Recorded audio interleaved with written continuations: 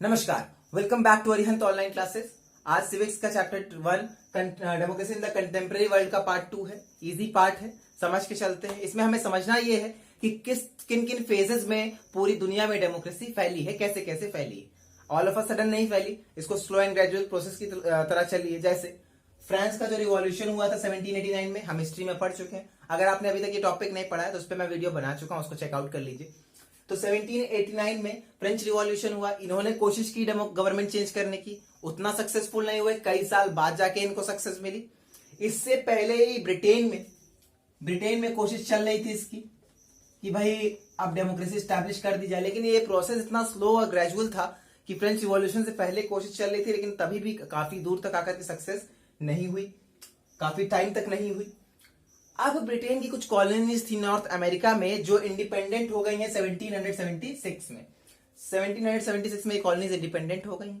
Independent होते ही लोगों ने सोचा कि भाई चलो डेमोक्रेसी बन जाते हैं, डेमोक्रेसी टाइप का गवर्नमेंट एस्टेब्लिश करते हैं। लेकिन उससे पहले इन्होंने क्या किया, 1787 में ये बन गया है यूएसए, यानी यूनाइटेड स्टेट्स ऑफ अमेरिका। मतलब वो कॉलोनीज जो उसके अंडर थी ब्रिटिश के, अब वो आजाद होकर के यूनाइट होकर के बन गई है यूएसए। आज यूएसए बहुत बड़ा नाम है, हम लोग जानते हैं, बहुत बड़ा कंट्री है ये। लेकिन इन सभी जगहों पे डेमोक्रेसी देर सवेर जैसे भी आई, लेकिन एक इशू सब जगह है, वो ये है कि वोटिंग राइट्स को लेकर के। कहीं पे सिर्फ प्रॉपर्टी वालों को वोट देना अलाउड है, कहीं पे सिर्फ व्हाइट्स को अलाउड है, कहीं पे सिर्फ ब्लैक्स को अलाउड है, कहीं पे ऐसा है कि आप रेशियल बेसिस पे या कास्ट बेसिस पे वोट दे सकते हो।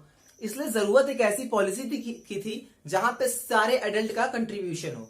तो उस पॉलिसी को बोला जाता है यूनिवर्सल अडल्ट फ्रेंचाइज, या इसको यूनिवर्सल सफरेज के नाम से भी जानते हैं।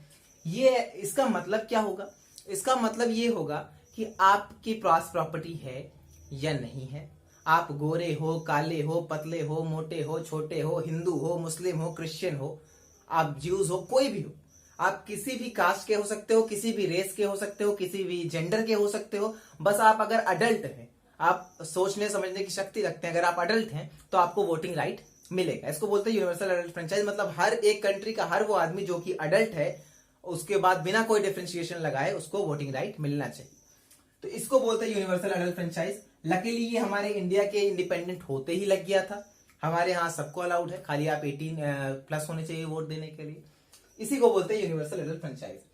अब एक और बूंद बनता है इसमें डेमोक्रेसी के फील्ड में, एंड ऑफ कॉलोनाइजेशन।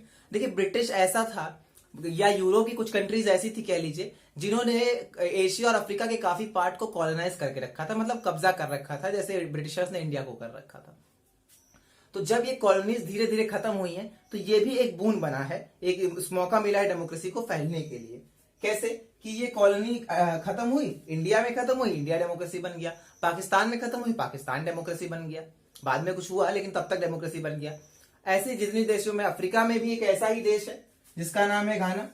1957 में ये हो गया है आजाद, इसको मिल गई है इंडिपेंडेंस। अफ्रीका का देश है ये।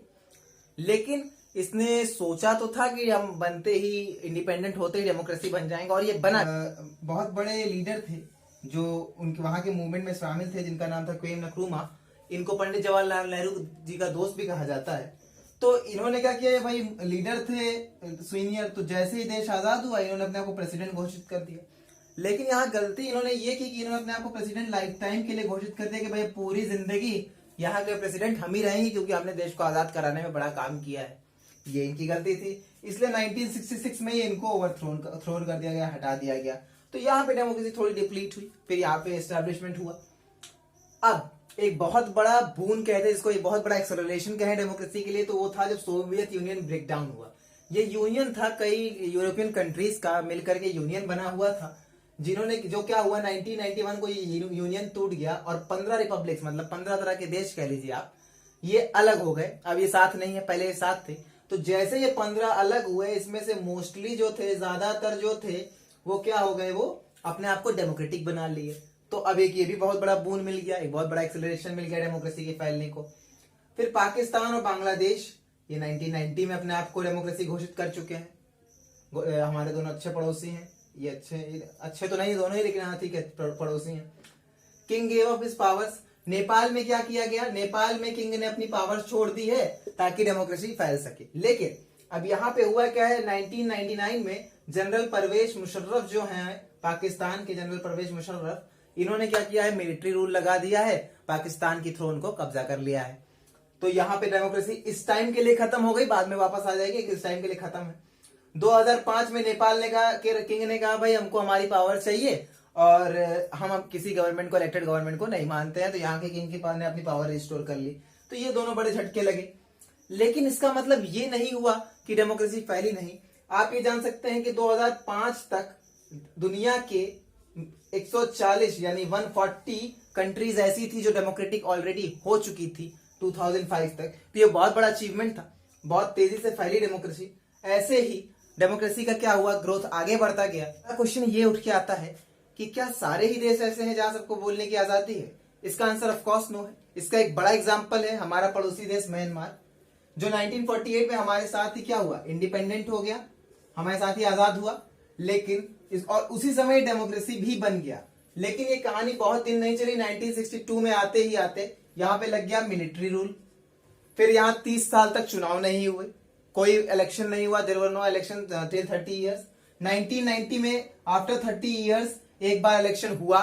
इलेक्शन का रिजल्ट ये आया कि नेशनल लीग ऑफ डेमोक्रेसी जो आंग सांग सू की के अंडर थी, जो जीत भी गई, लेकिन मिलिट्री ने कहा कि भाई हम इस इलेक्शन को नहीं मानते, हम इस बात को नहीं मानते और हम आपको थ्रोन पे बैठने नहीं देंगे, हम आपको लीडर बनने नहीं देंगे। और इनको कर लिया है हाउस अरेस्ट।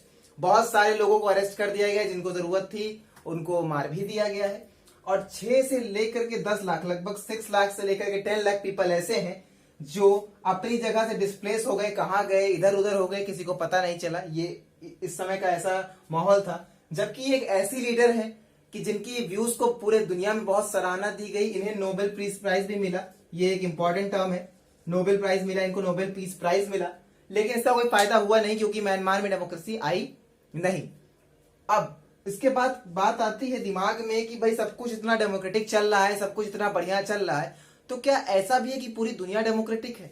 मतलब कंट्री लेवल पे तो डेमोक्रेसी है भाई, इंडिया डेमोक्रेटिक है, पाकिस्तान डेमोक्रेटिक है, अमेरिका डेमोक्रेटिक है, यूएसए हमारा डेमोक्रेटिक है, लेकिन क्या पूरी दुनिया डेमोक्रेटिक है?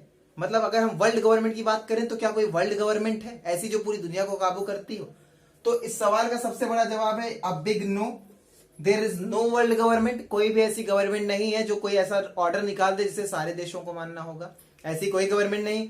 हाँ, कुछ ऑर्गेनाइजेशन है जो इंटरनेशनल लेवल पे काम करती हैं, लेकिन ऑर्गेनाइजेशन है जो दुनिया को गवर्न तो नहीं कर सकती, किसी कंट्री की गवर्नमेंट की तरह आदेश तो नहीं दे सकती, लेकिन हाँ आपस की ट्यूनिंग से कुछ चीजें चलती हैं, कुछ चीजों को, मैटर्स को सुलझाते हैं, कुछ मामलों पे वो बातचीत करते हैं, जिसमें एक सबसे बड़ा नाम है यूनाइटेड नेशंस का।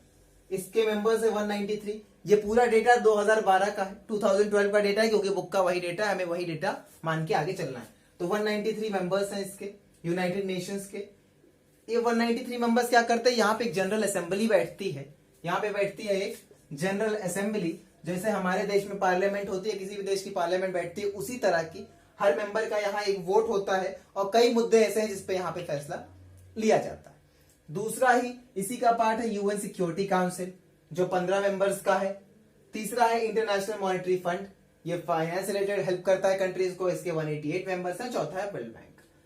तो अब ये 193 की जो जनरल असेंबली बैठती है, ये कई फैसलों पर डिस्कशन तो लेती है, लेकिन मान लीजिए 2 देशों के बीच में लड़ाई हो गई या ऐसा कुछ मुद्दा हुआ, तो उसमें इसका पार्ट नहीं होता है। वो पार्ट आ जाता है यूएन सिक्योरिटी काउंसिल के पास। इसके 15 मेंबर्स की जो बेंच है यही डिसाइड करती है कि इन मुद्दों पे क्या करना है। लेकिन इसमें जो एक बहुत बड़ी कमी है वो ये है कि ये 5 देश जो है, यूएस, रशिया, यूके, फ्रांस और चाइना, ये 5 इसके परमानेंट मेंबर्स हैं 15 में से। बाकी चेंज होते रहते हैं, लेकिन ये 5 चेंज नहीं होते। और इन 5 के पास एक पावर है जिसको कहते हैं वीटो पावर। वीटो पावर का मतलब ये कि इसको बहुत कम यूज किया जाता है, लेकिन अगर मान लीजिए कोई भी ऐसा मुद्दा है जहां पे 4 देश राजी हैं, चलो भाई यूएस भी मान गया, रशिया भी मान गया, यूके भी मान गया, फ्रांस भी मान गया कि ये होना चाहिए, लेकिन चाइना रेडी नहीं है, तो वोट कितने भी पड़े, अगर चाइना अपना वीटो पावर लगा देगा तो ऑर्डर कैंसिल हो जाएगा। मतलब अगर इन 5 में से एक भी ऐसा है जो किसी डिसीजन पे तैयार नहीं है, तो डिसीजन कैंसिल हो जाता है, चाहे मेजोरिटी का वोट हो चाहे ना हो, उससे फर्क नहीं पड़ता। तो ये एक वजह है जो इसको बना देती है नॉन डेमोक्रेटिक। ये डेमोक्रेटिक तो नहीं लग रहा कहीं से भी देख के। दूसरी चीज है इंटरनेशनल मॉनेटरी फंड। इसमें 188 कंट्रीज इसकी मेंबर है। सबसे बड़ा लेंडर है, बहुत पैसे लेंड करता है कंट्रीज को जिनको जरूरत होती है, बहुत पैसे देता है। लेकिन इसमें भी कमी यही है कि US, Japan, Germany, France, UK, China, Italy, Saudi Arabia, Canada, Russia, ये 10 देश हैं जिनके पास 52% वोटिंग राइट्स हैं। मात्र 188 में से 10 कंट्रीज ऐसी हैं जिनके पास 52% वोट का राइट है। मतलब अगर 178 कंट्रीज भी अगेंस्ट हो और ये 10 एक साथ हो जाएं तो जो ये चाहे वही फैसला होगा। तो इसको भी डेमोक्रेटिक तो हम नहीं कह सकते, ये भी नॉन डेमोक्रेटिक हो गई। ऐसा ही कुछ वर्ल्ड बैंक का है। वर्ल्ड बैंक का हिसाब तो ये है कि यहां आज तक अमेरिका के अलावा कोई अभी तक इसका जो हेड है वो बना ही नहीं।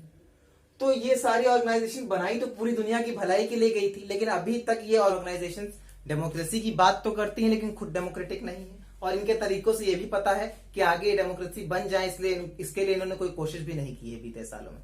उसको छोड़ते हुए अब आते हैं डेमोक्रेसी प्रमोशन पे कि क्या डेमोक्रेसी प्रमोशन क्या है। भाई दूसरे देशों को आप कहिए कि आप भी डेमोक्रेटिक हो जाइए, ये डेमोक्रेसी प्रमोशन है। डेमोक्रेसी को प्रमोट करना है कि भाई डेमोक्रेसी सब जगह फैले, लेकिन उसके तरीके किस तरह से गलत होंगे उसका एक वो है एग्जाम्पल है यूएसए और इराक की वॉर। हुआ क्या है, इराक एक ऐसा देश है जो 1932 में इंडिपेंडेंट हो गया। 1932 में ये इंडिपेंडेंट हो गया है और यहाँ 30 साल मिलिट्री डिक्टेटर का रूल रहा। हमेशा ही रहा मिलिट्री डिक्टेटर का रूल, उसमें दिक्कत नहीं है। 1968 से यहाँ सद्दाम हुसैन का रूल चालू हो गया जो अरब सोशलिस्ट पार्टी के थे।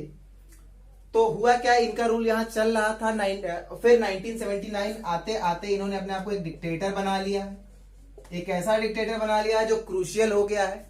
जो इनके खिलाफ बोल रहा है उसको मार दिया जा रहा है और एक क्रूशियल तरह की, एक बहुत ही बुरी तरह की सत्ता ये चला रहे हैं, गवर्नमेंट ये चला रहे हैं। इसमें भी अभी तक कोई दिक्कत नहीं है, लेकिन तब तक एक अफवाह फैलती है, एक इंफॉर्मेशन कह लीजिए पहुंचती है, गलत इसलिए मैं अफवाह कह रहा हूं कि एक अफवाह फैलती है कि इराक कुछ न्यूक्लियर वेपन्स बना रहा है जो कि पूरी दुनिया के लिए खतरनाक हो सकते हैं। तो भाई इस पे बनाई जाती है यूनाइटेड नेशंस की एक टीम कि भाई जाइए देखिए ऐसा कुछ है या नहीं है। तो यूनाइटेड नेशंस की टीम इराक में आती है, पूरा चेक करती है माहौल को और फिर देख करके समझती है कि नहीं भाई ऐसा कुछ भी नहीं है और इनके पास कोई भी ऐसे वेपन्स नहीं है क्योंकि उसको मिलते नहीं। लेकिन इसके बाद भी आप इसको यूएसए और उसकी अलाइज की मनमानी कह सकते हैं कि 2003 में यूएसए और उसकी जो दोस्त वाली कंट्रीज हैं, जो उसके अलाइज हैं, उन्होंने क्या किया है, इराक को इन्वेड कर दिया है, उस पर हमला कर दिया है, सद्दाम हुसैन की पार्टी को रूल से हटा करके अपने पसंद के लोगों को वहां पे सत्ता पे बिठा दिया है, जिसको यूएन सिक्योरिटी के जो जनरल हैं उन्होंने इलीगल कहा है। इस वॉर को उन्होंने कहा है कि वो इलीगल है, गलत है, क्योंकि जब उनके पास कुछ मिला नहीं था तो हमला करने का कोई तो नहीं बनता है। लेकिन यूएसए ये पॉइंट रखता है कि हमने तो ये डेमोक्रेसी प्रमोट करने के लिए किया। तो फिर मैंने कहा था ये चैप्टर काफी सवाल में हमको छोड़ के जाएगा, तो कई सारे सवाल ये छोड़ के जाता है कि क्या डेमोक्रेसी प्रमोट करने का ये सही तरीका है जो यूएसए ने अपनाया कि भाई आप दूसरे देश पे हमला कर दो और उनको बताओ कि डेमोक्रेटिक हो जाइए आप, या ये तरीका सही है कि आप एक दूसरे में आपस में लड़ते रहो डेमोक्रेटिक होने के नाम पे, या जो इंटरनेशनल बॉडीज में हो रहा है कि भाई 3, 4, 5 लोगों के हाथ में ही सारी पावर्स हैं। अब जैसे वर्ल्ड बैंक का चेयरमैन हमेशा अमेरिका से ही होता है, यूएन सिक्योरिटी काउंसिल के डिसीजन जो है वही 5 देश लेते हैं, क्या ये सब सही है? तो ये वही सब सवाल है जिसके बीच में हमको ये चैप्टर छोड़ के जाता है। इसके जवाब आप अपने आप सोचते रहिए, इसके अपने अपने डिफरेंट आंसर्स हो सकते हैं आपके ओपिनियन के हिसाब से। तो ये चैप्टर यहाँ पे खत्म हो जाता है, फिर लौटेंगे कुछ दिन बाद किसी और नए टॉपिक पे। तब तक के लिए thank you. Like share subscribe करना ना भूलिए और कमेंट बॉक्स में अपना क्वेश्चन जरूर देख लीजिए। Thank you.